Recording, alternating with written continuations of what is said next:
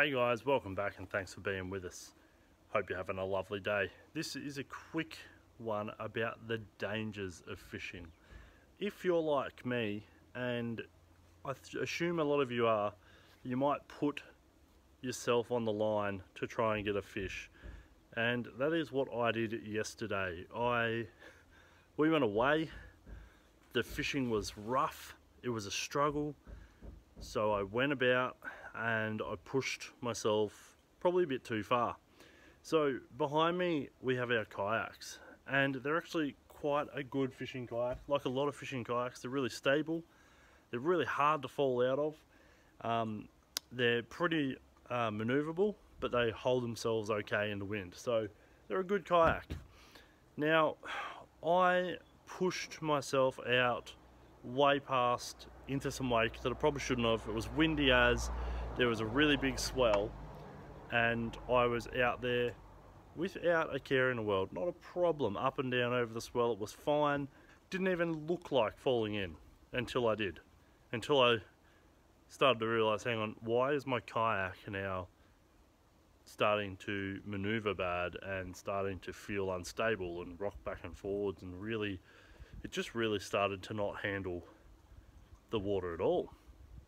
And I started to paddle in, and the inevitable happened. I came out of the kayak. Now what happened, and it's not a leak in the kayak from underneath, but because of the amount of swell, we had continued water washing over the kayak. Just every second wave coming over the front of the kayak and washing over here. Now these, whoop, wrong way. These compartments are meant to be watertight. We found that these bolts have started to come loose, and a little bit of water gets around there. There's another one down here as well. Now this one sits lower. This one's actually higher on the kayak. This one's lower on the kayak. So what was happening is I was getting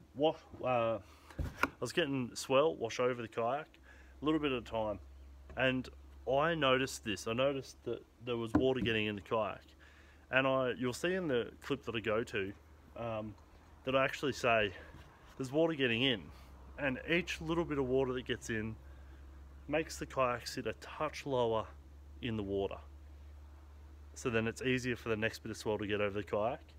More water gets in, it sits a touch lower in the kayak, over and over again, until the point where I'm sitting down on the seat. The kayak had enough water in it that it had sat low enough that this was actually submerged. At which point water started to pour into my kayak, and my kayak over half filled up with water, and then it wouldn't float anymore.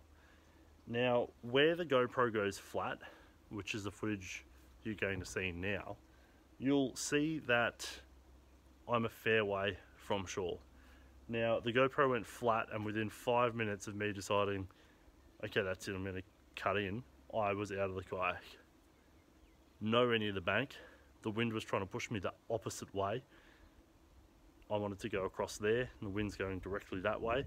I did not want to end up across that way, because if I did, then I would be stuck wet on an island and have to, it's not an island, but it's a couple of kilometers to walk back around, and my kayak's over there.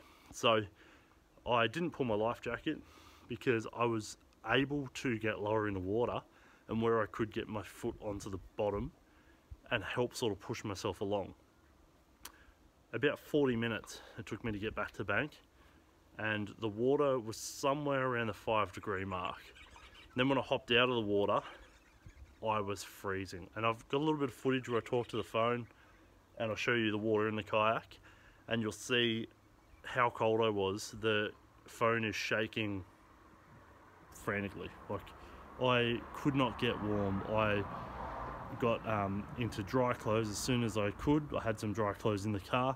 I dried off with a towel. I got dry clothes on, we got the heater on, and Tegan drove home, and I took the 1.5-hour drive home before I started to feel warm at all. So I'm lucky I'm not sicker than I am. I'm lucky that I didn't succumb to the cold and drown. I actually couldn't walk, move my legs properly when I got out of the water, and Tegan said that my whole back was blue. So it wasn't a pleasant experience. And the reason I'm going over this is if you've got kayaks with ports like this, it's a good idea to seal them. I'll be sealing mine.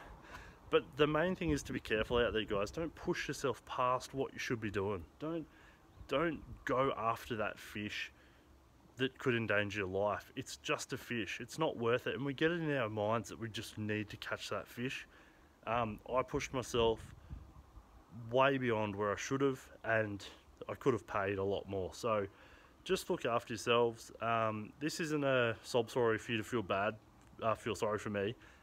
This is literally to let you know this is what can happen, and it could have been worse. If I was a foot shorter, there's no way I could have reached the bottom in any spot, in which case I would have been swimming the whole way instead of part of the way.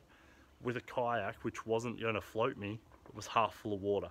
So my life jacket would have floated me, but as soon as you were floating, you would have been going the opposite way to where you wanted to be going, and you would have spent a lot of time fully drenched out in the cold wind, and I tell you what, it wouldn't have been good for anyone. So I was lucky, and lots of people are lucky. There's lots of people who push themselves and they're not lucky, guys. So it's not worth the risk to get a fish. So look after yourselves, be careful. Thanks for watching this short clip. Don't forget to like, subscribe and share, and tight lines, guys. I hope you get a few fish. We're heading off with the boat in the morning for another few days fishing, so hopefully we can land a couple of fish on that trip and not sink a boat as well as a kayak this week. Let's see how we go. Thanks, guys. Catch you later.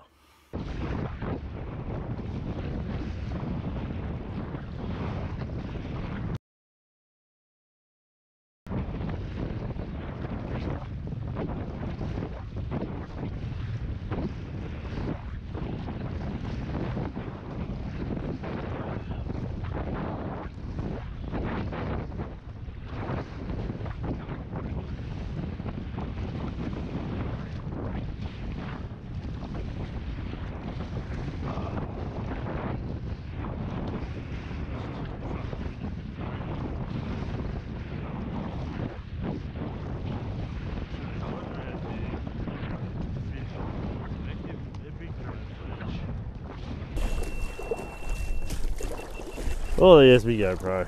Sitting in more water than I've ever sat in. I'm pretty sure I'm sinking. Let's get moving. Let's get moving. I'm actually sinking. I'm actually sinking.